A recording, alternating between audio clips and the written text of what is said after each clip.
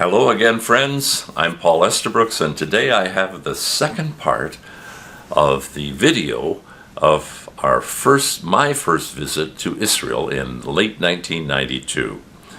Last week you saw the early part of the tour, and today we start at the Dead Sea and go through to Jerusalem. I hope you will enjoy this, and if you have any interest in joining me on a future trip to Israel, my email is paule@rogers.com.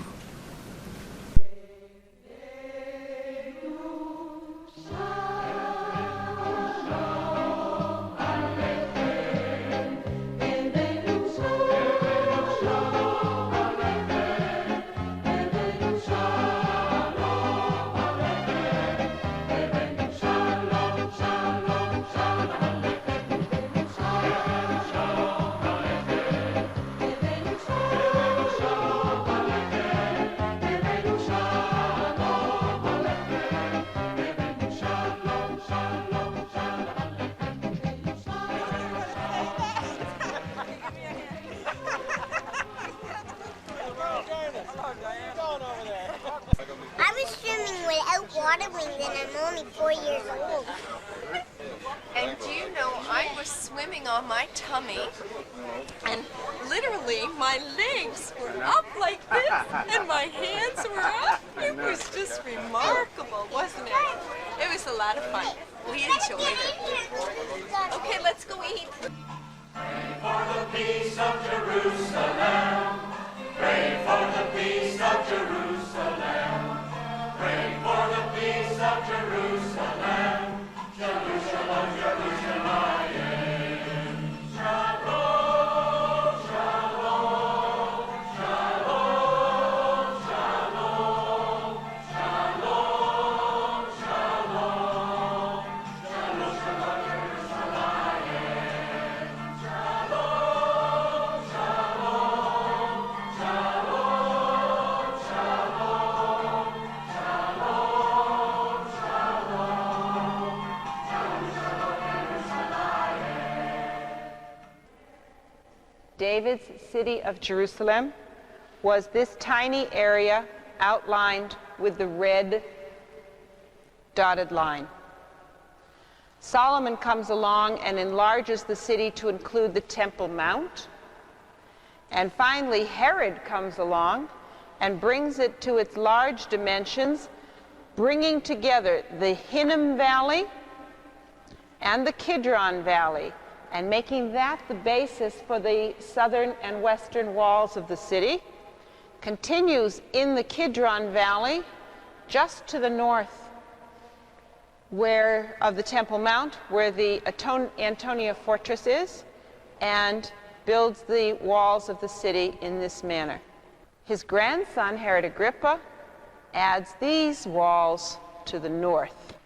The present city walls on the southern side cut off Mount Zion this way and come up to the Dung Gate as we see it today. The Dung Gate is where everybody threw their garbage. That's self-explanatory, okay?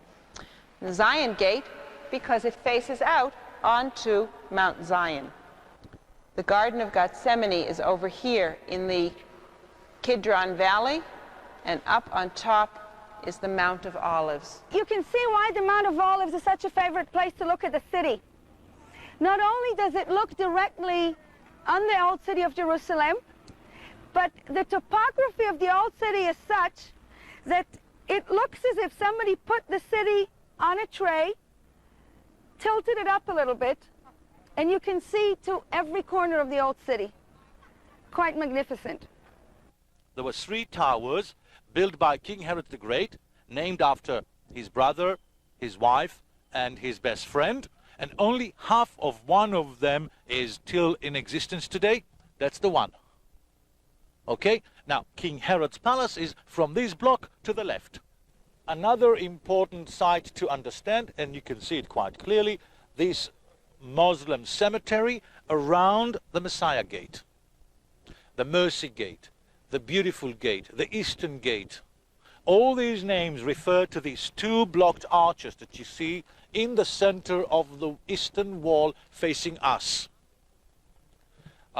when we move to the left, we're coming to the highest corner of the temple. We talked about it already. And then the southern wall with all the steps and the purification pools that built by King Herod the Great to serve the people that came to visit in the temple and actually enter to the temple through the southern wall, as we already saw at the mall. I think this is probably one of the most profoundly moving vacations, the baptism in the Jordan River, the communion service on the Sea of Galilee.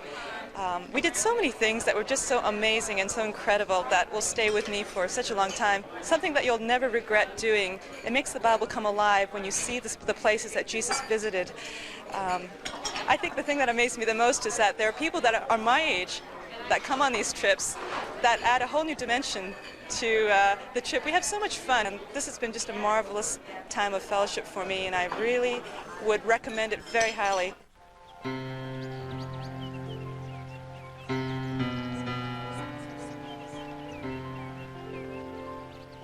We can hardly believe it. Today we're in Bethany, the village of the Mary and Martha we've read about since Sunday school days. I guess we should say the other Mary and Martha. In this little reference in our tour wallets, we found Bethany is mentioned 6 times in the Gospels. Maybe the reason Jesus loved this place so much is because it's only 3 kilometers from Jerusalem over there. And it would be an easy walk for him from the busy streets of Jerusalem to this beautiful, quiet place. Sort of like getting away from Toronto or Vancouver, Mary, to the quietness of your trailer or your cottage.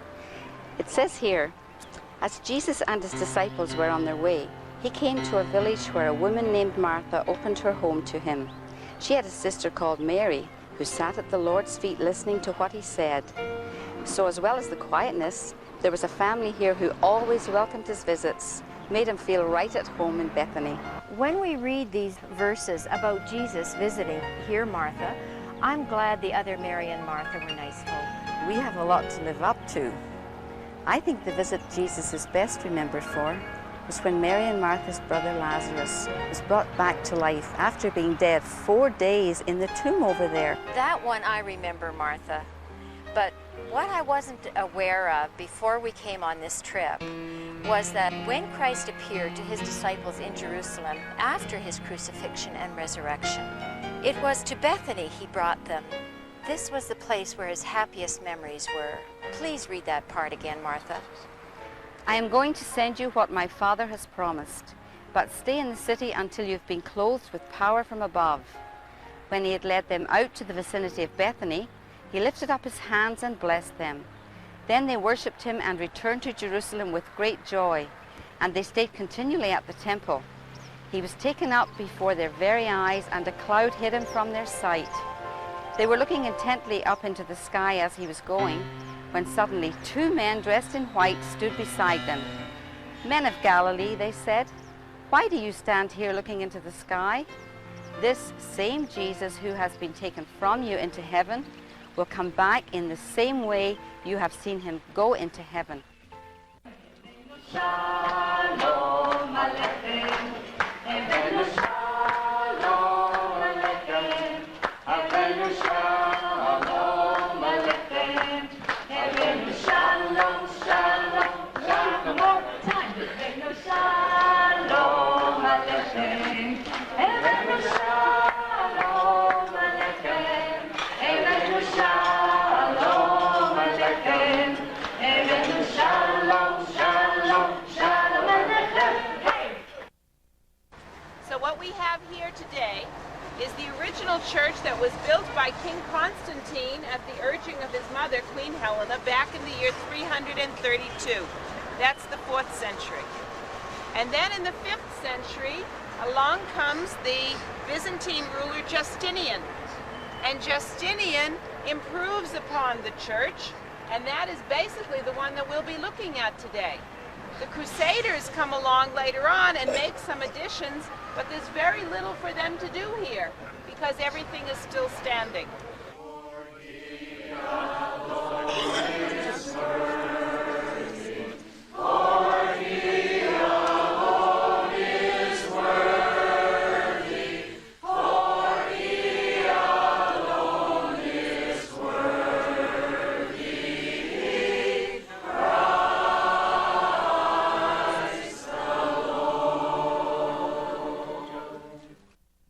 That's all about from Bethlehem, right?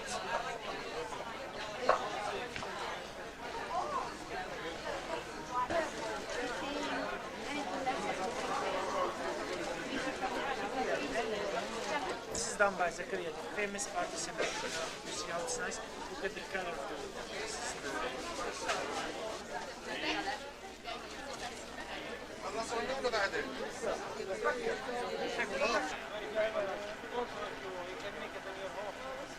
We were today where Jesus was born, and as we sing Christmas carols and we celebrate, it's going to be a totally awesome, different feeling, feeling I've never had before. And to be able to, I don't know how I'm going to get it across to people at home. It's just something you have to come and experience to really get it. To be able to come in person and really benefit from the whole thing. I hope we can radiate some of this to those at home that we come in contact with.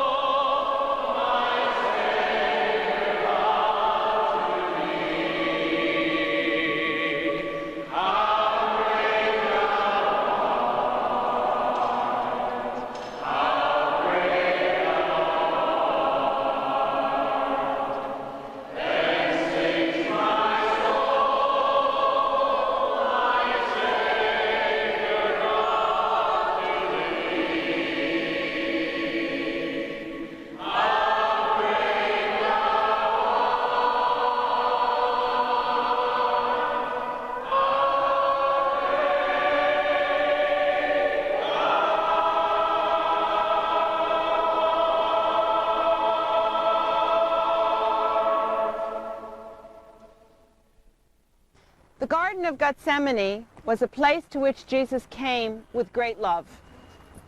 It was a place that reminded him, I think, of Galilee. It was green, had flowers, had olive groves. And indeed, when we finish here and go to the other side, we will be seeing trees that have been standing somewhere between 1,000 and 2,000 years and are still bearing fruit. And if they are not the same trees under which Jesus stood, they are certainly the offshoots of those trees. There had to be many feelings that Jesus had at this time. I don't think we can emulate the pain. I don't think we can emulate some of the other astounding emotions that are evoked. But I am sure of one that he had to have felt, that I think every one of us, no matter what our age, no matter what our background, no matter what our beliefs, has felt an emotion that Jesus struggled with at this point, and that is loneliness. A loneliness that no one and nothing could help. We hear it in his very first words to his disciples. Could you not have stayed awake for 1 hour? I think I ought to declare myself. I've not always been a committed Christian. I trained as a scientist, as a research chemist, and so I was very keen on wanting the facts. And I didn't think much of some of the Christians that I met, but then I began to examine the evidence for Jesus Christ and became convinced that he did die and rise again. And I became a personal follower of his. Because he lives, I can face tomorrow. Because he lives, all fear is gone. Because I know he holds the future, and life is worth the living just because he lives. Welcome again to the garden. My name is Ken. This garden is owned by an association of Christians with their headquarters now in Guildford in Surrey, and they purchased this garden 98 years ago because they believed it was the garden once owned by Joseph, who came from the village of Arimathea. Some things I'm going to share with you, though, I do know are true because the Bible says so. Some things I think are true because good scholarship says so, and the others are just traditional. Now, tradition is but tradition. Scholarship does change its mind, but the Bible is the same today as it was yesterday and will be forever. Now, why should I think this area in front of you, behind me, could be the place of Christ's crucifixion? Well, we go back into the Old Testament, and I want you to look to my right and to your left, up on top, because that's important to get that in focus up there. Behind us and up there is the highest point, scholars tell us, of Mount Moriah, the Mount of Sacrifice. God said to Abram down in Beersheba, Abram, you take your son Isaac into the land of Moriah and there offer him as a sacrifice. Scholars tell us that is the highest point of Mount Moriah. In the old city, when you walk on the Temple Mount, you're walking on the southern end of Mount Moriah. So if Mount Moriah south is down there, the traditional site where Abraham offered up his son Isaac, and north is here, obviously the bus station to all intents and purposes is still Mount Moriah. Golgotha means place of a skull. There we are across there. You see the blue and white bus stationary under the rock. Look 2 parts of the way up. At the middle of the bus, there's one going around now straight into the rock and up. And there you'll see 2 eye sockets and a nose piece. And the humanity of Jesus is just coming through to me so strongly here. We all affirm his divinity, but the distances between places that he had to walk, the food he had to eat, climbing out of the tomb, literally, getting air into his lungs again, his humanity, his full humanity is just really striking me on this trip. Well, the highlight of this whole experience here in Israel to me is how much we have become a close-knit family, each one helping each other. Some of us are not as young as others, but there has been that spirit of unity, of helpfulness, and of just plain Christian fellowship.